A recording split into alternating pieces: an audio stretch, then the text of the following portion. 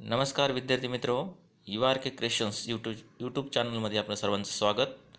Video आवडल्यास या व्हिडिओला लाईक, सबस्क्राईब आणि शेअर करायला विसरू नका. Dear students, by this lecture we are going to learn more about heredity and evolution. Before that, let's check your previous knowledge. Question first: which component of a cellular nucleus of living organism carries heredity characters? विद्यार्थी मित्र हो, गेल्या वर्षी आपण जसं आपल्या सर्वांना माहिती आहे, हेरिडिटी म्हणजे काय याविषयी आपण अधिकची माहिती घेतली होती.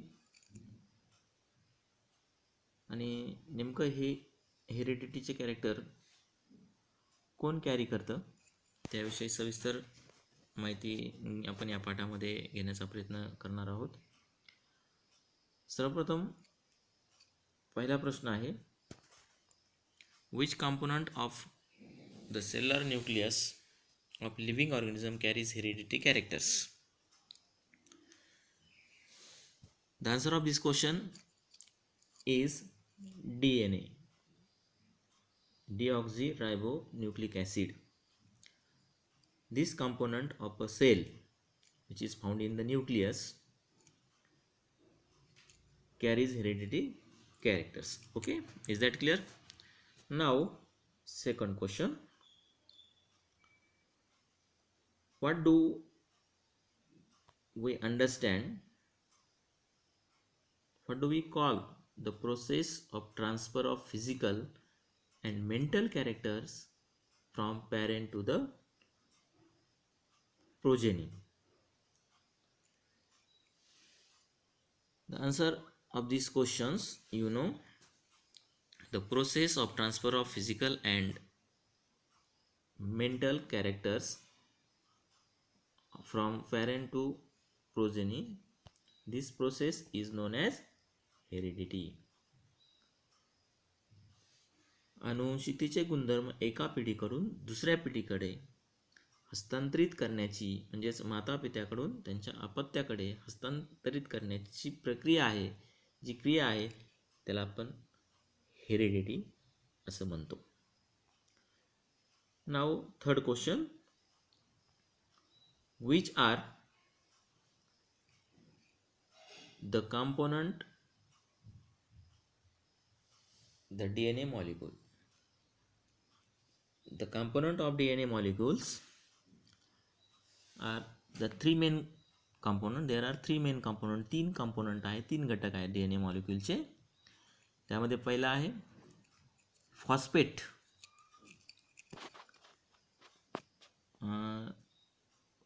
Phosphate group. सेकंड आहे sugar group. And third 4 types of nitrogenous bases. जसं की आपल्या सगळ्यांना माहिती आहे, कोणते 4 types of nitrogenous bases?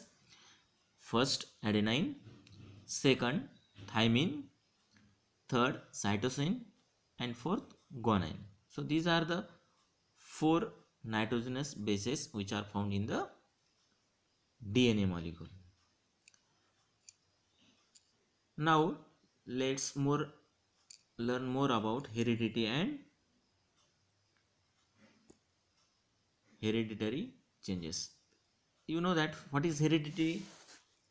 Hereditary means the transfer of biological character from one generation to the next generation via genes. Genes are most important factor. जो jeans आहे तो महत्त्वाचा फॅक्टर आहे, जो की एका पिढीपासून दुसऱ्या पिढीपर्यंत बायोलॉजिकल कॅरेक्टरचं काय करतो, ट्रान्सफर करत असतो. This is known as heredity. याला आपण काय म्हणतो? हेरिडिटी म्हणतो. And because of heredity there are some changes take place. That changes are known as hereditary changes. आता आपल्या सर्वांना माहिती आहे की माता पित्याकडून त्यांच्या अपत्याकडे बायोलॉजिकल कॅरेक्टरचं ट्रान्सफर बायोलॉजिकल कॅरेक्टर हे ट्रान्सफर होत असतात आणि ते ट्रान्सफर करण्याचं काम कोण करतं? जीन करतो. John Gregor Mendel is pioneer of the modern genetic. हा महत्त्वाचा मुद्दा लक्षात ठेवण्यासारखा आहे. आपल्या सर्वांना माहिती आहे की सर्वप्रथम सगळ्यात अगोदर मॉडर्न जेनेटिक्सचं काम कोणी सुरू केलेलं आहे? त्या जॉन ग्रेगर मेंडलने केलेलं आहे. म्हणून आपण त्यांना काय म्हणतो? पायोनियर असं म्हणतो. म्हणजे सर्वात सुरुवातीला. Around the period of 1886 it took a long time for him to understand the conclusions of his research about heredity. असं जरी असलं तरी त्याला त्याचे जे कन्क्लुजन आहेत अबाउट रिसर्च इन हेरिडिटी, हे कन्क्लुजन समजण्यासाठी खूप मोठा कालावधी घेतला होता त्यांना लागला होता. In 1901 the reason behind the sudden changes were understood due to the mutational theory of Hugo de Varies. The reason behind the sudden changes were understood due to the mutational theory of Hugo de Varies. Meanwhile, in 1901, Walter and Sutton observed the pair of chromosome in the cell of grasshopper. 1902 मध्ये Walter आणि सटन या दोन शास्त्रज्ञांना क्रोमोझोमची pair ही त्यांनी सर्वप्रथम बघितली आणि ती कुठं बघितलेली आहे? ती ग्रासहॉपरमध्ये बघितलेली आहे. Until then it was known to anyone, it was not known to, त्याच्या अगोदर कुणालाही माहिती नव्हतं की क्रोमोझोम्स हे पेअरने असतात, जोडीने असतात. Research started in the direction of finding the nature of genetic material when it was proved that genes are carried via chromosomes. आणि नंतरच्या काळामध्ये जे काय संशोधन लागलं त्या संशोधनामधून एक गोष्ट लक्षात आली की हे जे बायोलॉजिकल कॅरेक्टर जे आहेत, जे एका पिढीपासून दुसऱ्या पिढीपर्यंत ट्रान्सफर होत असतात, ते ट्रान्सफर होण्यासाठी प्रमुख घटक जे आहे तो जीन, हा जीन क्रोमोझोममुळं तो काय करतोय? कॅरी केला जातो. Through which 1944 trio of scientist, म्हणजे तीन शास्त्रज्ञाच्या ग्रुपने, ते तीन शास्त्रज्ञ कोण होते? फर्स्ट ओस्टॉलावेरी, सेकंड मॅकलिन मॅकार्दी आणि तिसरे जे होते कोलिन मॅक्लिऑड, त्यांनी प्रूव्ह केलेलं आहे, they prove that except viruses all living organism have DNA as genetic material. त्यांच्यामध्ये फक्त या तीन शास्त्रज्ञांच्या मते व्हायरस व्यतिरिक्त जे काही सगळे लिव्हिंग ऑर्गॅनिझम्स आहेत त्यांच्यामध्ये all living organism have DNA as genetic material. म्हणजे जे काही जेनेटिक मटेरियल सजीवामध्ये असतं त्याचा प्रमुख घटक जो आहे तो DNA आहे. त्या DNAला जेनेटिक मटेरियल असं म्हटलेलं आहे. त्यानंतर in 1961 the French scientist François Jacob and Jacques Monod, हे जे दोन फ्रान्सचे सायंटिस्ट होते, त्यांचं नाव आहे फ्रान्स्कॉइस जॅकॉब आणि Jacques Monod, proposed a model of process of protein synthesis with the help of DNA in bacterial cell. त्यांनी एक मॉडेल तयार केलं की बॅक्टेरियल सेलमध्ये DNAच्या माध्यमातून प्रोटीनची निर्मिती कशी केली जाते. आणि त्याच्यामुळं काय झालं?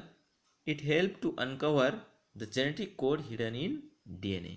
मग DNAमध्ये जो काही लपलेला जेनेटिक कोड आहे तो त्याच्यावरचा पडदा हटायला मदत झाली, ते बाहेर आलं. And thereby the technique of recombinant DNA technology emerge which has vast scope in the field of genetic engineering. आणि म्हणून एक genetic इंजिनिअरिंगची शाखेमध्ये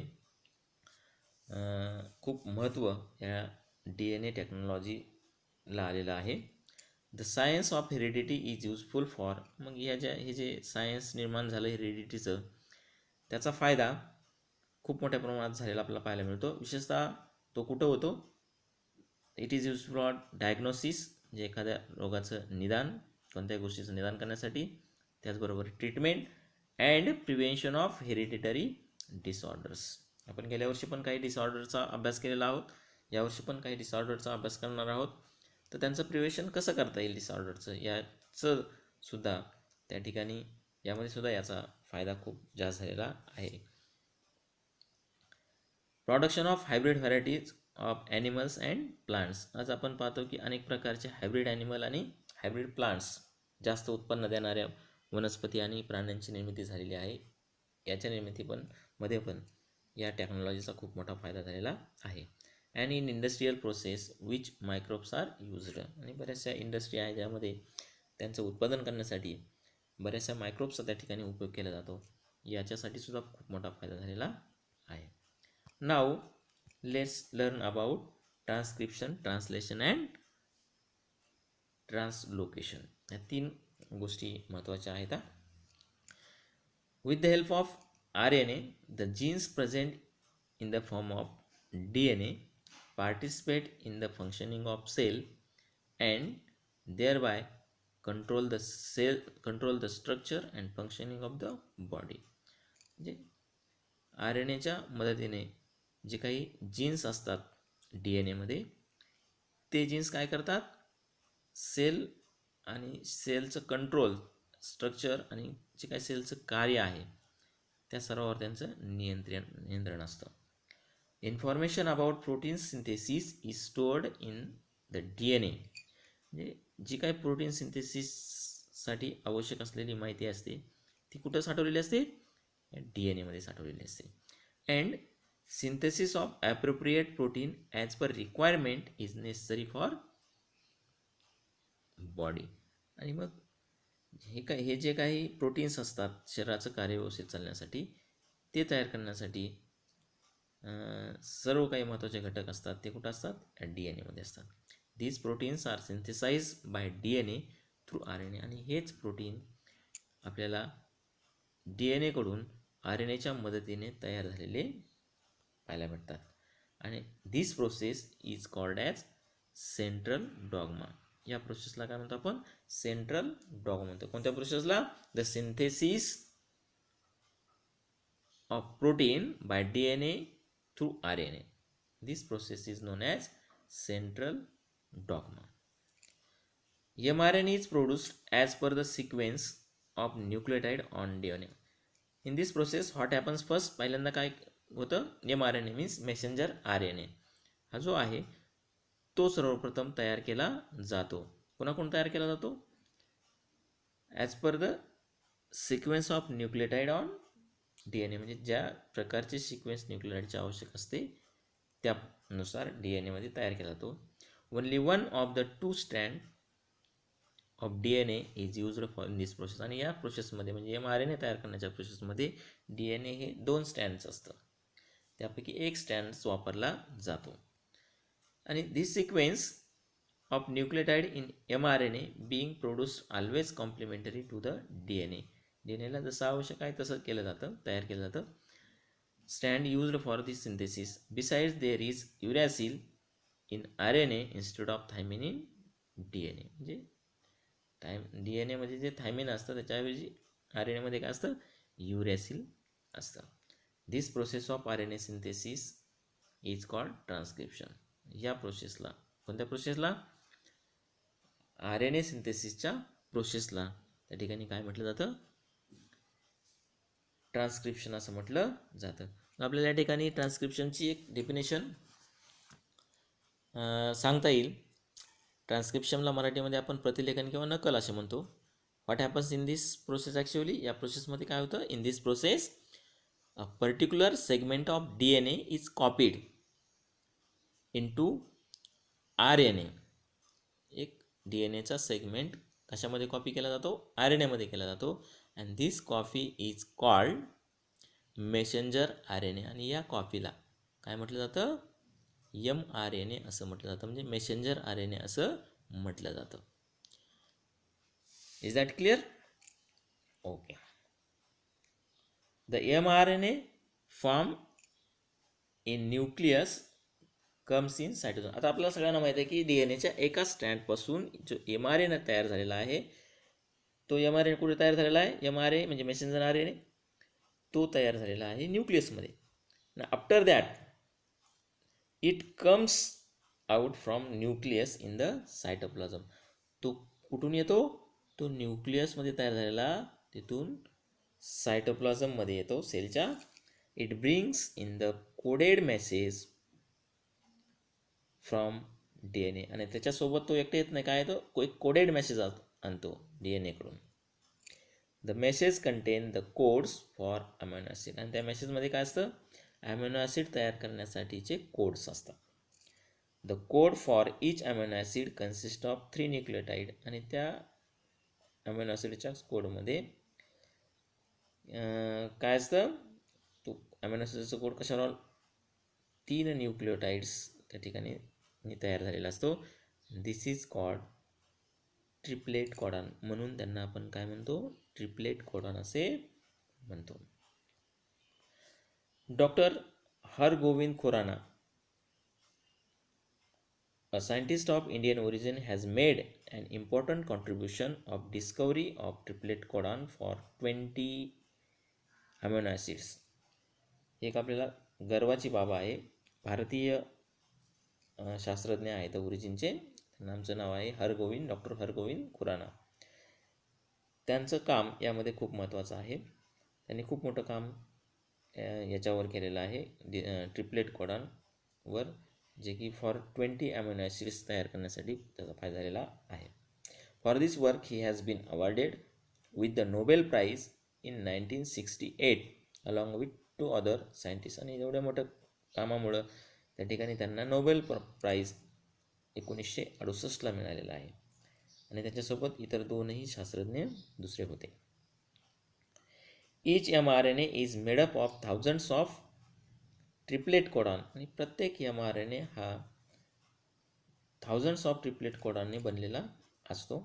as per the message on M R N A, amino acids are supplied by the T R N A, म्हणजे amino ॲसिडच्या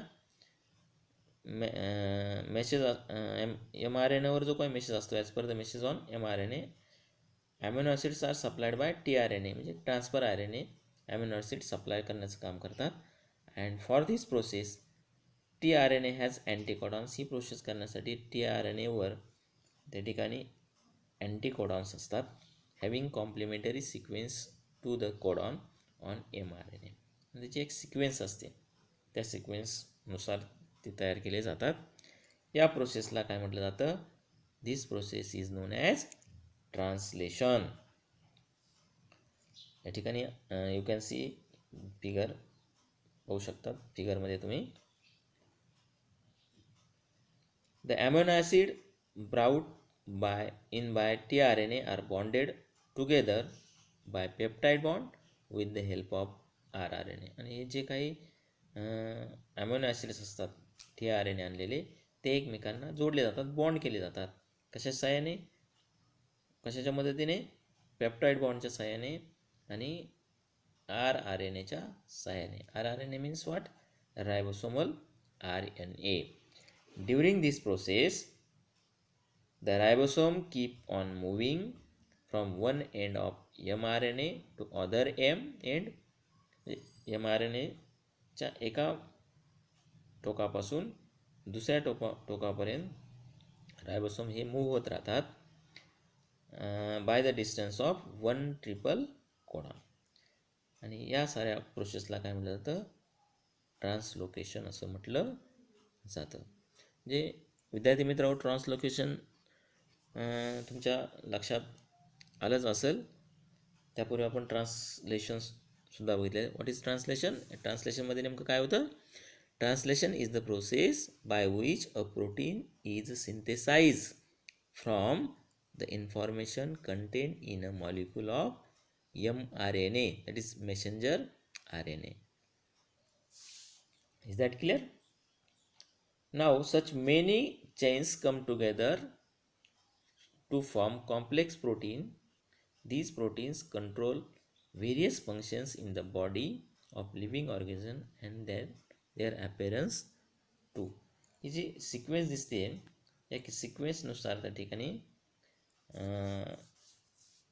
तयार केले जातात, proteins तयार केले जातात. आणि दिस प्रोटीन्स कंट्रोल वेअर, हे जी प्रोटीन आहे तर शरीराचे विविध कार्यावर कंट्रोल करण्याचं काम करत असते.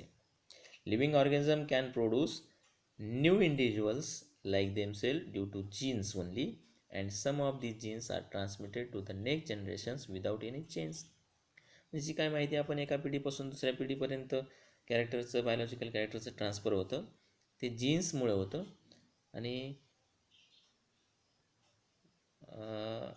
काही जीन्स, काही कॅरेक्टर हे जनरेशन जे असतात, जीन्स असतात ते without changes they are transfer from one generation to the next generation.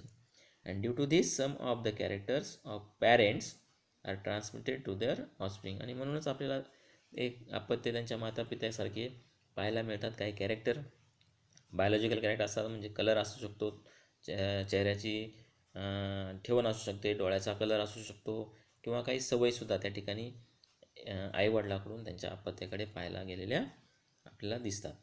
However some time sudden changes occur in those genes. आणि काही वेळाला जीन्समध्ये काही बदलसुद्धा आपल्याला पाहायला मिळतात. Sometimes any nucleotide of the genes changes its position that occur a minor changes. काय होतं नेमकं, कधी कधी some any nucleotide of the genes changes its position. You can see या फिगरमध्ये रिप्लेसमेंट आपल्याला पाहायला मिळते. आणि त्यामुळं त्या जीन्समध्ये थोडेफार त्या ठिकाणी बदल पाहायला मिळतात. जीन्सनी त्याचे पोझिशन बदललं, स्थान बदलल्यामुळे काही थोडेफार चेंजेस, मायनर चेंजेस त्या ठिकाणी पाहायला भेटतात. आणि that process is known as mutation. Some mutations may be minor but some may be considerable. काही म्युटेशन असतात, काही चेंज असतात, ते अतिशय सूक्ष्म असतात, मायनर असतात. But some may be considerable, तर काही हे स्पष्ट दिसणारे असतात. उदाहरण जर द्यायचं झालं तर त्या ठिकाणी mutations may cause the genetic disorder like sickle cell anaemia. म्हणजे काही म्युटेशनमुळं जेनेटिक डिसऑर्डरसुद्धा तयार होतात, जसं की सिकल सेल ॲनिमिया आपल्याला पाहायला मिळतो. आणि त्याचा बराचसा परिणाम त्या ठिकाणी शरीरावर होत असतो. This is and ओव्हरलास्टिंग process. आपण ही प्रोसेस काय, ओव्हरलास्टिंग प्रोसेस आहे. आणि it is one of the proof for Darwin's theory of natural selection. आणि याला आपण डार्विन्स थिअरी ऑफ नॅचरल सिलेक्शनचा एक प्रूफसुद्धा म्हणू शकतो. तर विद्यार्थी मित्रांनो, इथं आपण थांबूयात आणि पुढील लेक्चरमध्ये या पाठाचा पुढील घटक आपण पाहूया.